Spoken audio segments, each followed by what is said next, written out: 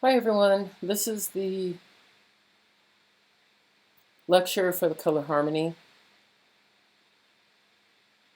PowerPoint for the class period. Sorry about that. And what I want to do is talk a little bit about the way that color works in a very logical sense.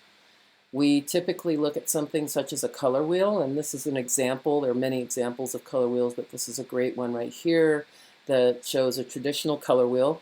Our primary colors are yellow, red, and blue. Our secondary colors are green, orange, and violet. And then our tertiary colors are red, orange, red, violet, blue, green, and yellow, orange. Okay? If you remember, when you take two primary colors and mix them, that's how you get a secondary. A tertiary color is created by mixing a secondary with a primary, and the way that it's normally named is the primary name comes first and the secondary color is the second part of the name. So yellow-orange in this case, or yellow-green. On this color wheel right here, what we're looking at, it's a computer-generated one, but it's meant to show us tints, tones, and shades so that we understand that these are all part of that same color family. As we look at that, a tint is adding white to any pure color. That's the way it's defined.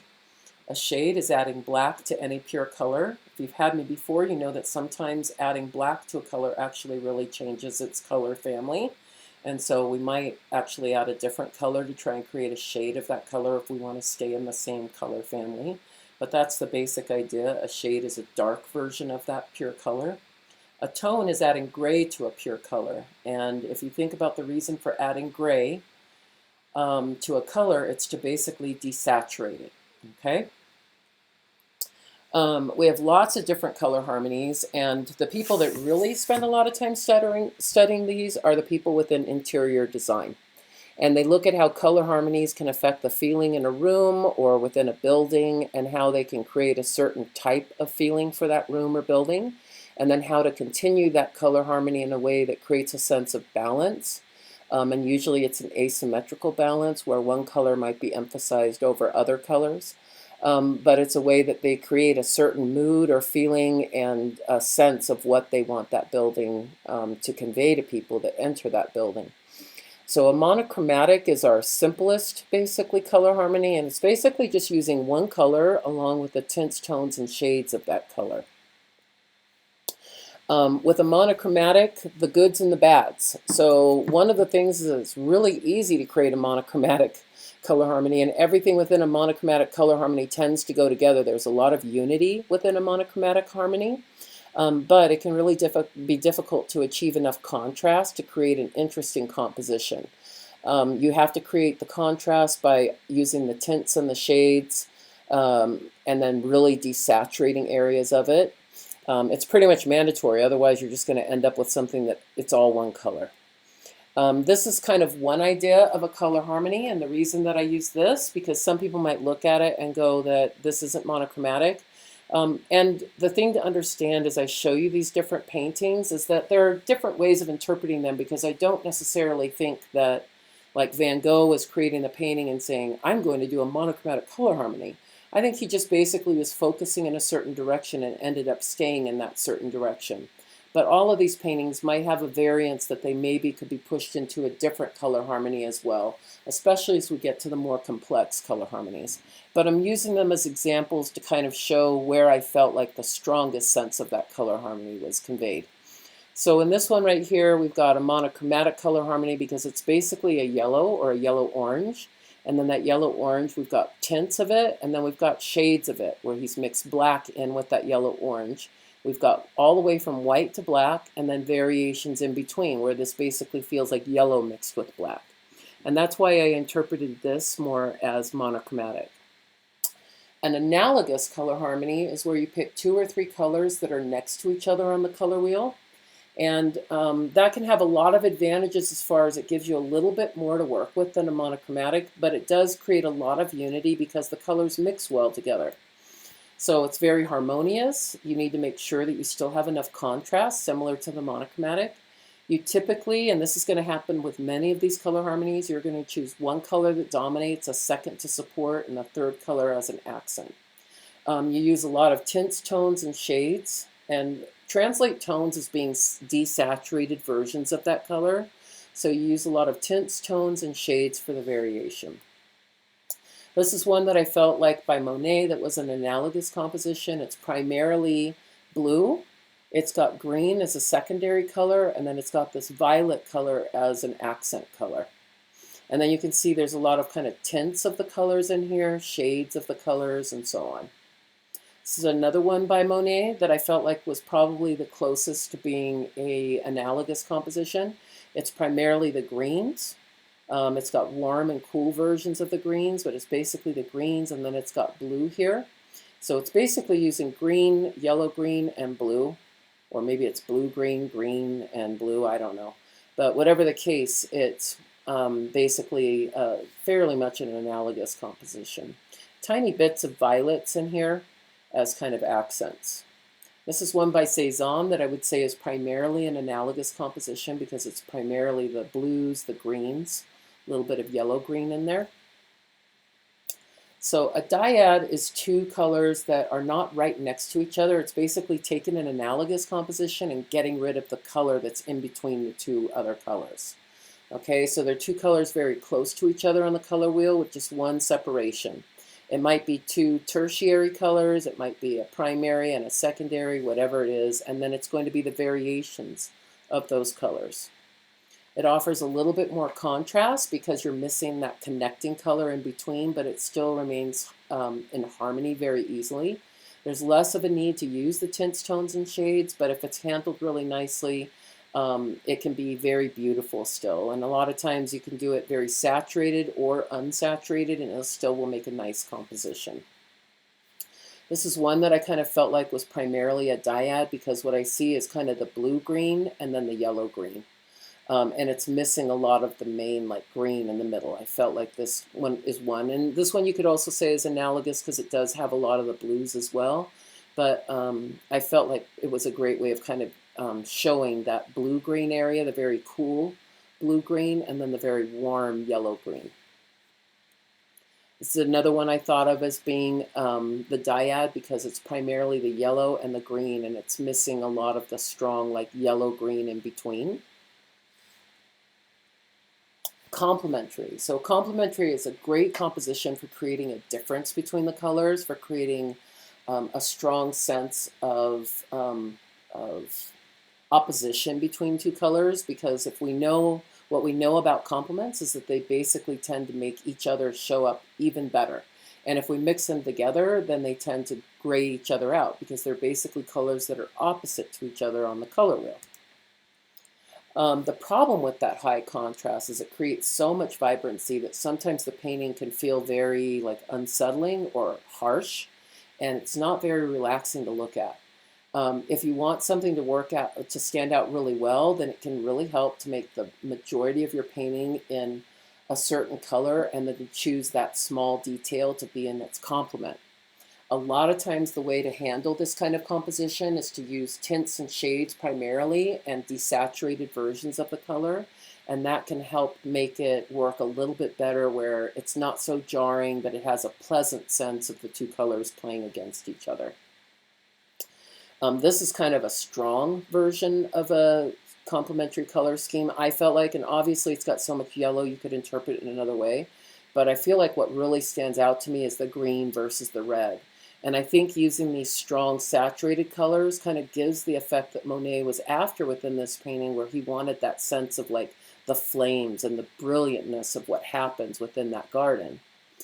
Oops. This is another one by Monet that was, or by Van Gogh, that's actually using the complements in exactly the way that the little descriptor says, where it's toned everything down to desaturated versions. So it's primarily this lavender blue and then this yellow color. And the lavenders, there's some bits of brightness, but the yellow is very toned down overall, very desaturated. It's not a bright, like brilliant, like sunflower yellow. The yellow within the sky is almost a white. It's got so much white mixed in it, and the little bits of blue that come through here that are stronger, the violets, I should say, that come through, are very minimal. The majority of the lavender in the sky is very desaturated. So this creates a very pleasant composition. And the interplay of those two colors is handled really nicely. This is another one by Monet that I feel like it could lend itself very well to a complementary color scheme definition, and that it's primarily like this blue violet and then this yellow orange. And all that happens in here is that all of the yellow orange and blue violets are very desaturated. So they're like cream colors instead of being another color, or instead of being the brightness. But down here we've got the brilliance of the yellow orange happening, and then up here we've got kind of that blue violet happening. I think one of the things that's really nice about this painting as far as describing color harmonies is that we don't have to have every section of the painting be a really brilliant color. Some of the sections of the paintings might be very toned down. They might lack almost any color at all, and that can be a way to bridge the areas between the bright color. But they start out with these bright colors, and then the artist pulls in and basically manipulates that color to make the scene really work. This is one by Cezanne that I felt like is primarily a complementary color scheme, because what really stands out to me is the orange versus the blue.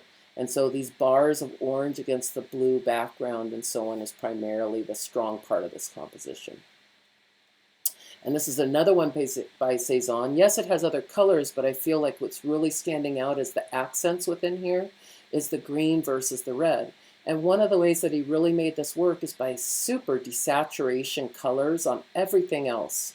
And so these bits of green and red become accents within the apples that he's painting, and they completely disappear in a lot of it. And so it allows him to really draw our attention into this area and show off these colors versus these colors, but create enough distance between them and separation that they don't feel as jarring. A split complementary harmony is basically taking two complements, and then instead of using one of the complements, using the color on either side of it. Okay? It's one of the easiest color harmonies to use successfully within a painting, because it allows us that sense of the colors playing off each other and really making each other more beautiful.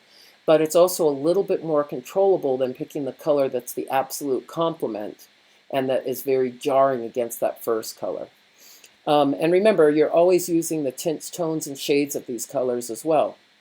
So it has a lot of the visual complement or visual contrast, but less tension.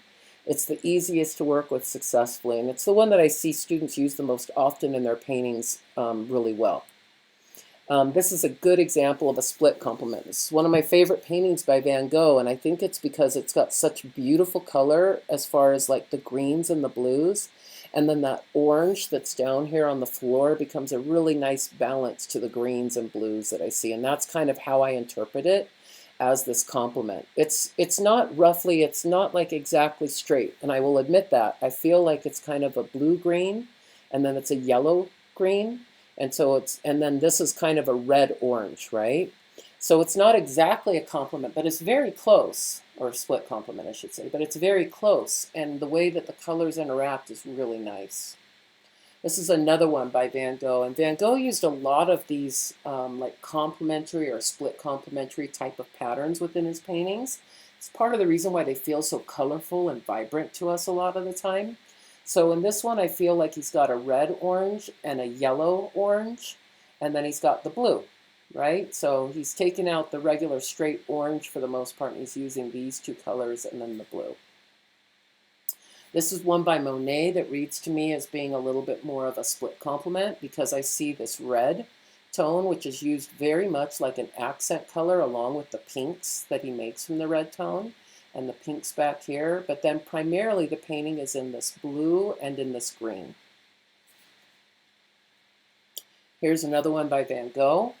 That's kind of the split complement, the orange and the yellow. And then he's using the blue right across from the orange. And another one by Van Gogh, very colorful, kind of this yellow-orange and then the red-orange or the red and then the green across from it. Double complement is basically taking two complementary pairs that are adjacent to each other. So it allows you to really build a nice sense of balance. It has a good sense of visual contrast. You do want to let one color dominate, and then use the other colors mainly as accents within there. Again, as we get further into these, there's lots of ways you could interpret these. As you look at them, you might feel like certain colors stand out as being stronger to you. But basically what I looked at with this is I saw this red color and the green as being one of the complementary pairs, and then the blue versus the orange as being the other complementary pair. Same thing with this. That was a Monet and this is a Monet. This one is kind of the same thing. It's the orange and the reds and then the blues. I mean the greens and the reds, and then the blues and the orangier tones that are happening within there, and down along here. So I felt this could be interpreted as a double complement. This is a Van Gogh that I feel like could be interpreted like this, the blues versus the oranges, and then the greens versus the reds. Triad is taking 3 colors that are evenly spaced around the color wheel, okay? They create a nice sense of contrast to each other still. They tend to still be very vibrant, even when you're using pale or unsaturated versions of the colors. You need to be very careful about balance. You really want one color to dominate and yet let the other 2 colors either accent or one be secondary and then a third one as an accent. This is one that I thought would be a representative of the triadic. So I've basically got like a red. I kind of felt like these are my primary colors, right? So red and kind of a yellow green and then a blue. Tetrad or quadratic is basically where the 4 colors are spread very evenly around there. It's a rich color scheme. It offers plenty of variation. And the further we get into these color harmonies where they have lots of variation, the more they're less easily definable. Like they might be very easy within a sketch where you start building the sketch and you just kind of use only those 3 or 4 colors that you need to use. But as you start working a full painting and you start making like desaturated versions and shadows and tints, and even some of your colors happen to mix together a little bit, that's when you're going to start seeing more and more variation within your color. It's not as clean and simple as interior design, where we're going to pick a color for the wall, a color for the couch, a color for the pillows. Okay, so so understand that as you go into these, that don't worry so much if it varies just a little bit, but maybe use that color harmony as the main basis for what you're doing, and then stray out from it little bits as you need to, but try and keep it under control. So a tetradic offers lots of variation. It works best, again, if you let one color dominate. You want to pay attention to the balance of warm and cool within your design. This is one that I thought could be interpreted as a tetradic, so it's basically like a blue-violet, and then a green, and then an orange-yellow, and a red.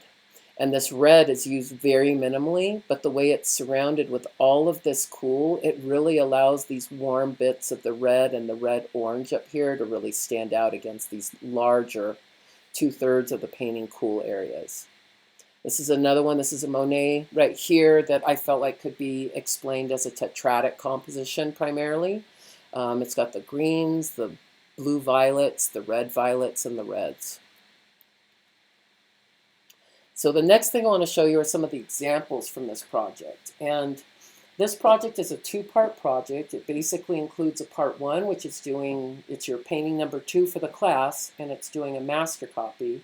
And then your part 2 is the second part of the project, which is the painting number 3, and it's doing a master reinterpretation.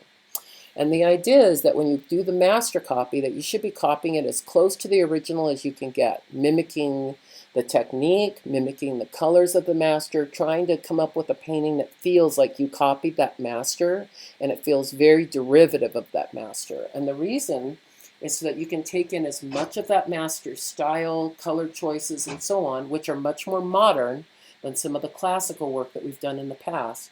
And you can apply those to your own reinterpretation. And so when you do your own reinterpretation, what you're going to do is you're going to choose a photo on the internet of a landscape or cityscape, and then you're going to try and paint it as if you are that master. So let's say your first painting that you did for the master copy was a copy of a Van Gogh. Then you need to pick a photo that you feel like you can emulate just as if Van Gogh was painting it, not you. These are not about you making a beautiful painting. They're about Van Gogh making a beautiful painting, or Monet, if that's who you copy. So as we look at these, this is a great example of this project because I feel like this is the copy right here, and this definitely feels like something Van Gogh might have painted. It's a little prettier than Van Gogh down here, but the way that they've skewed the perspective the way Van Gogh does, they've used the patterning and so on, I could definitely see this as being something that Van Gogh would have painted as part of his body of work that he's done. This is another one that I feel like, well, there's some good things about it. I think that they did a nice job of copying the Van Gogh up here. What I would have liked to have seen is a little bit more of some of the twisty drawing stuff and some of the contrast level that he does, where he almost has a drawing style with his painting. Things feel somewhat heavily outlined sometimes, and that would have been nice to be pushed even a little bit more. But there are a lot of good things about this versus the first painting that they did. This one was back when I still had the Cezanne in there, and I took that out just because so many students really struggled with it. I only had a couple people that actually were able to get good examples. I think Cezanne's style is a little bit too subtle and hard to mimic. This was a pretty good job of it, a little bit out of the realm of what Cezanne did, but pretty close. So this was their copy of the Cezanne, and then this was a still life that they set up at home trying to do in that style. And I think there were some things that felt very reminiscent of Cezanne, but other things such as this heavier kind of contrast style that I would have liked to have seen incorporated in here a little bit more. This is the copy of the Van Gogh, and this is the one they reinterpreted. And to me, this is an example. It's a beautiful painting that they did down here, very well finished, but it does not feel like Van Gogh painted it. Van Gogh never painted anything that was this pretty. Okay, and not that his work isn't beautiful in its own right, but he did not paint pretty things like this. He would have made this lotus flower very twisty, and he would have added a lot of contrast, and it would not have been painted this realistically. So that's what I want you to remember, and that's one of the things that comes into the grading when you do this project, is to please make sure and also include the idea of, I'm copying this person, I need to paint my photo that I choose in this style. This should not look like somebody else's style. This one did a good job in some respects. It kind of lost the idea of the color, but then there were things about, this was the Van Gogh that they copied, which I thought was really beautifully done. And then down here, I think they described the people, and the drawing style feels very similar. I would have liked to have seen a little bit more done with the painting style as far as color to get that to feel closer to the Van Gogh. This one, I think they did a better job. This is a Van Gogh version of some haystacks, and this, you can see that there's lots of like texture and so on in here, and they did a nice job of all that. And then this was a painting that they did in that style. Of some canyons and so on. This is one that I felt like they did a Van Gogh copy, but they did a Monet almost reinterpretation in some respects. It's dark for Monet, but it feels much more about like the forest and the light, and that's not what Van Gogh's is about. Van Gogh is more about the patterns and the color and so on that he saw, or what he wanted to bring into the forest. There's no shadow or light really in this painting. If you look at it, it's very much about that, just seeing that scene and seeing the drawings and the patterns that were happening within the foliage as well as within the trees. And that kind of got lost in here. This is still a beautiful painting, but it would have lost points in being in the style of the master that they were copying. This one did a little bit better as far as it's a cityscape scene at night, and then this one feels a little bit more like how Van Gogh might have interpreted that. Maybe some things with a brightness of color would have been nice, but I think they did a nice job as far as the textures. This was a copy of a Van Gogh, I believe. It might have been Cezanne, but I believe it was Van Gogh. I don't remember the specific painting very well. And then this was their interpretation, very different. This was done by the same person who did the Cezanne earlier. This one was a little bit different as well. There were some things that were really nice as far as Van Gogh, with the blacks and the black versus the color and the patterning and so on. Some of the texture, I think it's in some places in here, but there's a lot of this that's very smooth. It would have been nice maybe to see even more patterns back here. This one had some things that were kind of nice about it as far as seeing the Van Gogh for the textures and then trying to bring some of those textures in. It doesn't feel exactly like a Van Gogh. It has some other things about it that I think are really nice though. And this one was quite a bit different in his interpretation. He put together several Van Gogh paintings to make this one large copy. And then he did this, but I felt like it wasn't quite successful in feeling like something Van Gogh would have painted because the colors were different and the mark making was quite a bit different.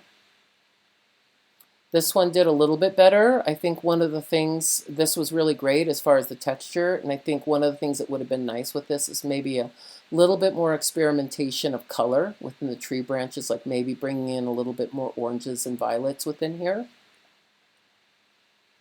This one was almost a little too close. It was like they were doing a field that was all golden with trees in it, and then they found a photo that was a field that was all golden with some trees in it. So I would like you to find something that's got a little bit more difference. They did a great job of interpreting this as Van Gogh. I just would like you to have to work a little bit more at understanding how to do the interpretation so that I feel like you're really getting some of the ideas of the technique and color in. I thought this one was pretty successful. This is the copy of the Van Gogh, a very certain type of paint style, drawing style. I think they did a great job of bringing a lot of that into this, and this certainly feels like something Van Gogh would have painted to me. This was the copy of the Van Gogh. This is the reinterpretation. I felt like this one was fairly successful as far as mimicking and understanding the technique. And those last couple are pastels on the street outside versus their paintings, so discuss those a little bit less for what they were. So that's basically it on that. And then what I want to make sure that the other thing is that you understand is how to go through and find the images that you need. So I mentioned this a little bit when I talk about it in the descriptor. What I mentioned doing is you go to google.com. You can click up here on images, and then what you want to do is search for things like desert photo or landscape photo, and I always put photo in there so that I don't get a bunch of paintings back. And then as you look at the images, you might find something that you like, but maybe it's not exactly what you want to do. Maybe you're going through and you're like, oh, I kind of like something like this. Click on it. And then when you click on it, what will happen is you'll come up with lots of other photos that feel related to it, and you might find something else that you like. And my suggestion is to basically create like a folder on your desktop or wherever you need to, and just start clicking on photos that you like. Let's say I wanted to do like this photo here. Click on it and drag it into that folder so that you've got it, and then start building up like basically, a reference library of what you want to do, if that makes sense. Okay, and that way, a lot of times what helps is when you start this project before you do the master copy, it's to kind of think, well, I'd like to do a Monet, and gosh, I'd like to do something that's maybe really quiet and has a lot of like rich color to it, but I love the desert, so I think I want to do something in the desert. Well, the nice thing is once you've figured out some photos that you like as far as doing your reinterpretation, it can make it easier to go back and select what you would like to do as your first painting, as your copy of the Monet. Because you might look at this and go, okay, I'm going to do like something like this right here. It's very dramatic in a lot of respects. It's got a really rich color palette. Well, then I better find something that kind of mimics that color palette with Monet, if that makes sense. So that kind of helps you with picking out what your original copy is going to be, because then you can pick something that maybe it's not the same scene because he didn't paint desert scenes, but maybe it's like a sunset of the haystacks and you love the colors and the colors feel similar to what you would like to use in this. So that's kind of what I mean by sometimes it helps to work backwards, or if you pick out several Monets that you are interested in or Van Goghs, then you can start looking through all these landscape scenes and figure out one that kind of matches with it. And then once you've figured out your photo that you'd like to use for your reference for your reinterpretation, it might even adjust what you want to do as far as your copy, if that makes sense. So that's about it. Good luck.